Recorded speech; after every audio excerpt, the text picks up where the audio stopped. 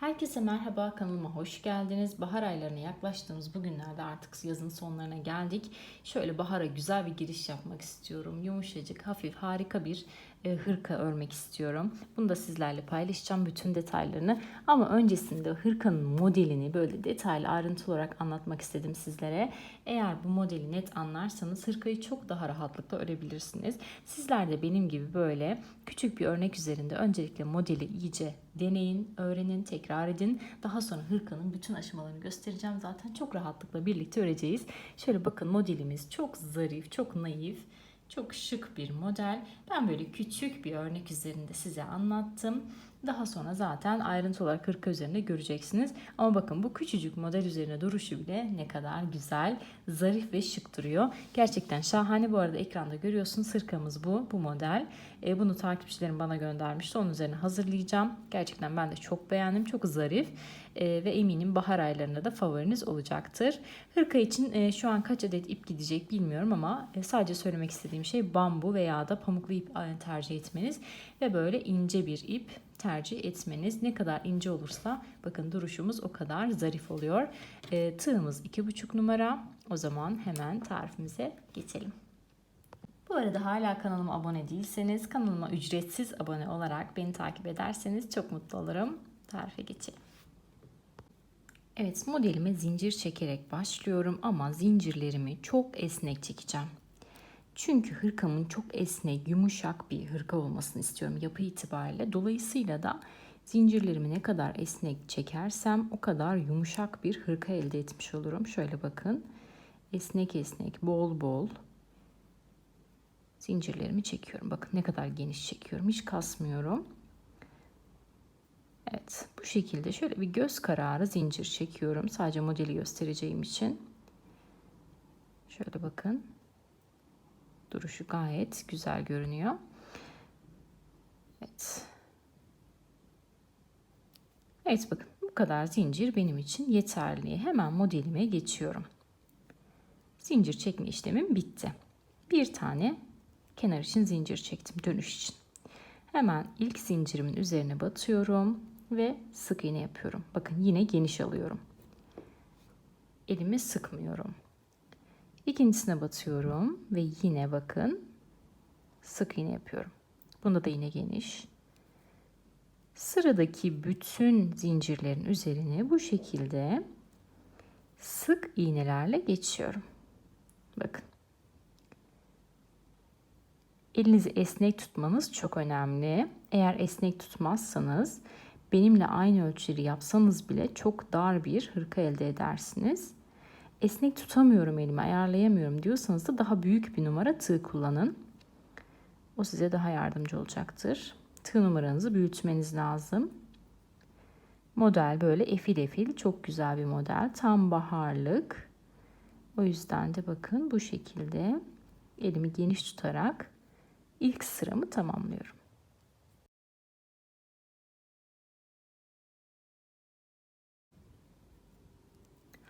Evet, bakın ilk sıramı tamamladım. Şöyle bakın, duruşumuz gayet geniş, esnek. Şimdi örgünün arka yüzünü çeviriyorum. Arka yüzde yapılacak işlem bundan sonraki bütün sıralarda bu. Sadece bu sık iğnelerin üzerine birer defa batarak sık iğne geçmek. Esas modelimizi ve trabzanlarımızı önde yapıyoruz. Arkada yapılacak tek işlem her birinin üzerine bakın bir defa batarak sık iğne geçmek.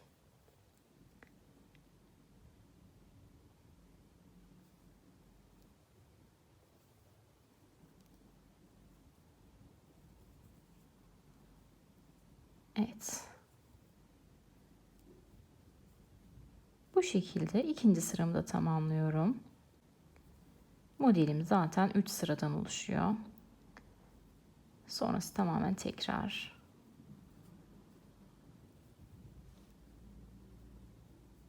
Başlangıç modelimiz. Başlangıçta 2 sıra sık iğne yapıyorum. Sonraki sıralarda tek sıra sık iğne yapacağım. Evet, bakın elimi ne kadar esnek tutuyorum. Bu ilk sıralarda biraz zor oluyor esnek örmek. Daha sonra çok kolay oluyor. Evet, bakın ikinci sıramı da tamamladım. Şimdi dönüyorum öne. Önce direkt V trabzanlarla modelimizi kuracağım. 3 tane zincir çekerek yukarı çıktım. Şimdi başına doluyorum. 2 tane bakın. 2 boşluk atlayıp üçüncüsüne batıyorum. Ve buraya bir tane ikili trabzan yapıyorum. Biraz yaklaştıralım. Araya bir tane zincir çekiyorum. Şimdi aynı noktaya tekrar batıyorum. Ve yine bakın ikili trabzan yapıyorum. Başına doluyorum. Bakın arada zincir yok. 2 tane boşluk atlayıp üçüncüsüne batıyorum. Ve yine ikili trabzan yapıyorum. Arada bir zincir. Aynı noktaya tekrar ikili trabzan. Bu şekilde V trabzanlarımızı oluşturuyoruz. Bakın duruşu zaten V harfine benziyor. Başına doluyorum. 2 tane boşluk atlıyorum. Üçüncüsüne batıyorum ve buraya hemen bir tane trabzan yapıyorum. Sonra bir zincir, aynı noktaya tekrar trabzan. Bir sonraki V trabzana geçerken arada zincir yok. Direkt başına atladım. 2 tane boşluk atlayıp üçüncüsüne batıyorum. Ve buraya bakın ikili trabzanımı yaptım. Arada bir zincirim. Aynı noktaya tekrar batıyorum. Ve yine ikili trabzanımı yapıyorum. Bakın duruşumuz bu şekilde. Esnek ördüğümüz için böyle güzel duruyor. Eğer esnek örmezseniz çok farklı bir model elde etmiş gibi bir görünüm olur yani sonuç. Kesinlikle aynı durmaz. Bu örgüde el işçiliği çok önemli. Yani örüş tarzı çok önemli. Evet bakın trabzanımı yaptım. Şimdi başına doluyorum. Geliyorum şu köşeye bakın. En son köşeye geliyorum. Buraya şöyle 1, 2, 3 seferde çıkarak bir tane trabzan yapıyorum. Köşelerde yapılacak işlem bu. 3 seferde çıkarak trabzan yapıyoruz. Evet örneğimin arkasını çeviriyorum. Bir zincirle yukarı çıkıyorum. Şimdi her trabzanın üzerine bir defa batarak sık iğne yapıyorum. Ama yine sık iğnelerimi geniş yapıyorum. 1. Bakın bu şekilde sık iğnelerle dolduruyorum.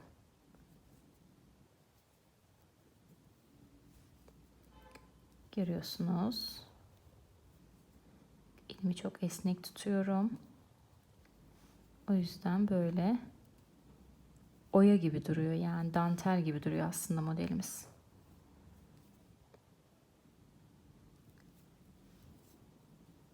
Bu arada benim kullandığım ip gerçekten çok güzel bir ip. Yumuşacık bir ip. Dokusu çok güzel. Bambu zaten.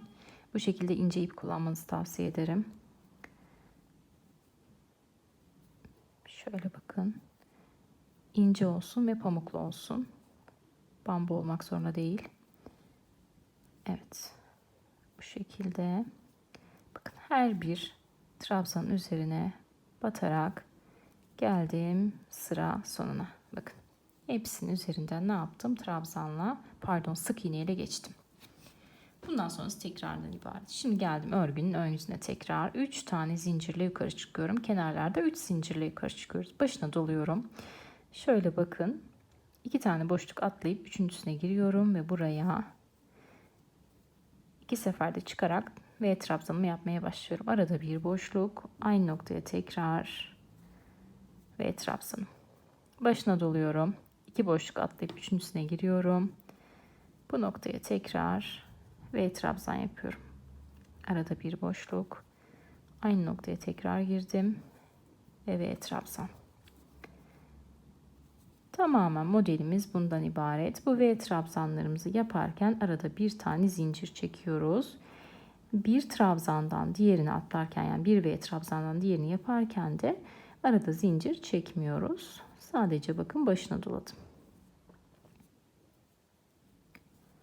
Evet. Bakın modelimiz bu kadar basit ama görünümüne bakar mısınız? Ne kadar şık.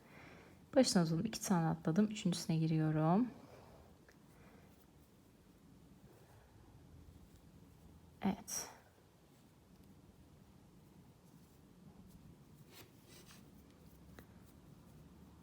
Geliyorum en son köşeye bakın. Bu noktada şu 3 tane tığımda ilmek var ya. 1, 2, 3. Hepsini birlikte topluyorum. Evet, bu şekilde bu sıramızı da bitirmiş olduk. Bu arada ip alırken şuna da dikkat edin. Bakın bu ip böyle şöyle katlarına çok rahat ayrılabilen bir ip. Bu şekilde ip almanızı tavsiye ederim. O yüzden duruş böyle bakın. Daha güzel duruyor. Yani o salaşlığı aslında ip sayesinde veriyoruz. Görüyor musunuz? Katlarına ayrıldığı için. O yüzden böyle çok sıkı, sert akrilik ipleri tavsiye etmiyorum. Döndüm. Bir zincirle yukarı çıktım. Şimdi tekrar modelimi devam ettiriyorum. Bu sırada ne yapıyorduk? Tamamen sık iğnelerle geçiyorduk.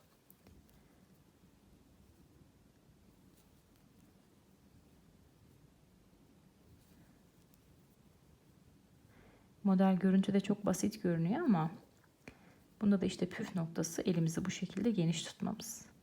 Ve kullandığımız ip, elimizi bu şekilde geniş tutmazsak aynı görüntüyü, aynı duruşu elde edemeyiz. Çok farklı bir model ortaya çıkar. Evet, bakın elimi ne kadar esnek tutuyorum ve sıralar ilerledikçe, bakın model kendini gösterdikçe elimde alışıyor artık.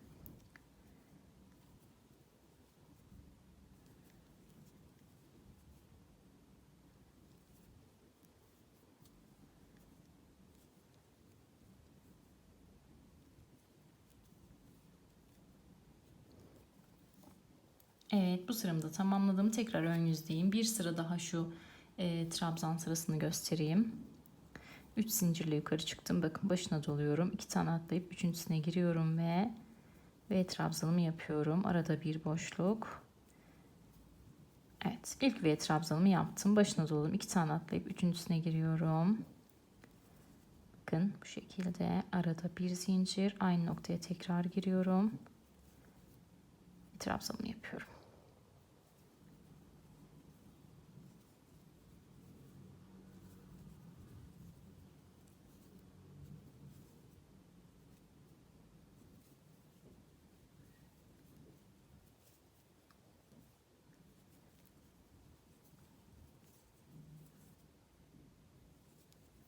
Bu hırka sadece baharlık değil, aslında yaz akşamlarında da kullanılabilir. Bu şekilde bambu ya da pamuklu bir ip kullanırsanız. Evet, bakın bu sıramı da tamamladım. Gerçekten duruşu çok güzel. Bakın.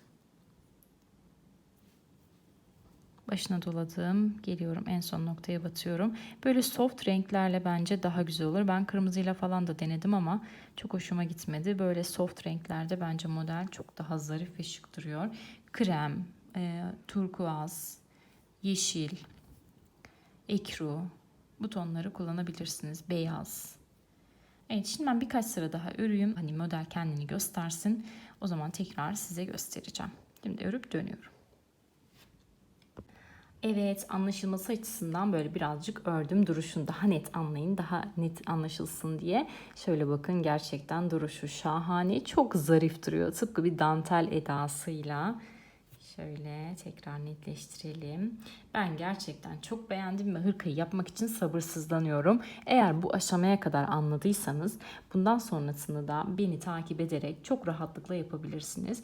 Ben hırkanın bütün yapım aşamalarını sizlerle paylaşacağım. Yani hem sağ tarafın kesmesine hem sol tarafın kesmesine bütün detayları, yani önceki gibi aynı mantıkla yapın demeyeceğim. Daha net anlatacağım. Hiçbir örgü deneyimi olmayan birisi bile çok rahatlıkla yapabilir. Şöyle bakın, gerçekten şahane. Siz de eğer bahar aylarında kullanabileceğiniz bu mükemmel hırkayı örmek istiyorsanız beni takip etmeyi unutmayın. Bu arada kanalıma hala abone değilseniz abone olup beni desteklerseniz ve Instagram hesabından da beni takip ederseniz çok mutlu olurum. Şu an ekranda görüyorsunuz, Instagram hesabım sihirli ilmekler zaten profil fotoğrafım aynı. Oradan da beni kolaylıkla bulabilirsiniz. O zaman hırkanın yapımında görüşmek dileğiyle. Hoşçakalın.